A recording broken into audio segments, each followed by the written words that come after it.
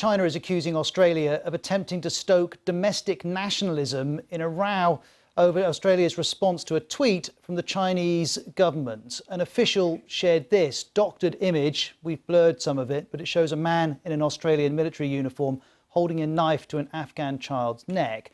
The image is fake, but the Chinese goal, which has been achieved, was to highlight a damning report last month into alleged Australian war crimes in Afghanistan. And Australia's Prime Minister Scott Morrison may want an apology for the tweet, but so far he hasn't got one. Instead, here's a statement from the Chinese embassy in Australia saying it's our advice that the Australian side face up to the crimes committed by Australian soldiers in Afghanistan, hold those perpetrators accountable and bring justice to the victims. Right, but Australia has already appointed a special investigator to gather evidence which could lead to criminal charges, and the head of the Australian military has issued an apology. He did so when the report came out. Here's some of it.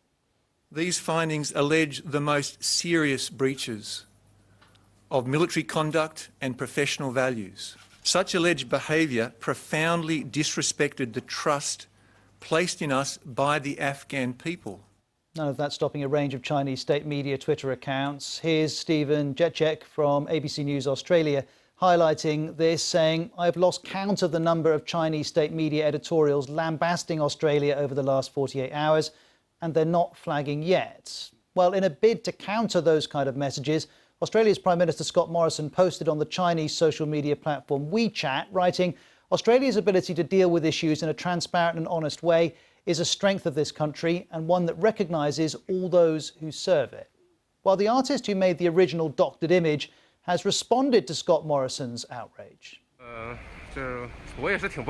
feel sympathetic for him and fully understand Mr. Morrison's mood right now. But I would still advise Mr. Morrison to face reality and put his efforts into domestic affairs. And the artist has now released this image showing Scott Morrison to the right of frame covering a dead body while pointing a finger at the Chinese cartoonist.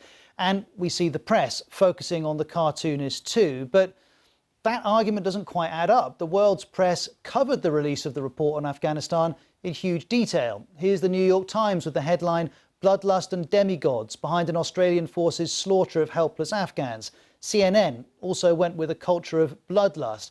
It was also reported by the Indian Express and Germany's Deutsche Welle and many, many other outlets. Seen in isolation, this whole row appears to have escalated very quickly, but this is actually part of something far bigger. Through 2020, relations have worsened, not least because Australia called for an international inquiry into how COVID-19 began in China, and the Chinese have been imposing hefty tariffs on Australian exports, including wine. As the Chinese are well aware, that stings. China is the biggest destination for Australian wine. And while the state of the Australian wine industry may not seem like a matter of major international importance, this is all about the power balance between China and the West. For some, it's a cause of concern. A group of 200 MPs from 19 countries have launched a campaign to convince people to buy Australian wine in December as an act of solidarity. Here's a clip of a video that it's released. Cheers, and also say no bullying from China.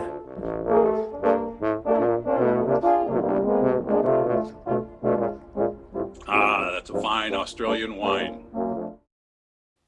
The group also says, when China threatens Australia, it threatens us all. And as my colleague Nick Bryant puts it, if you want an illustration of how the global balance of power has shifted in 2020 while the US has been in a state of such dysfunction, look at how China is flexing its muscles with Australia.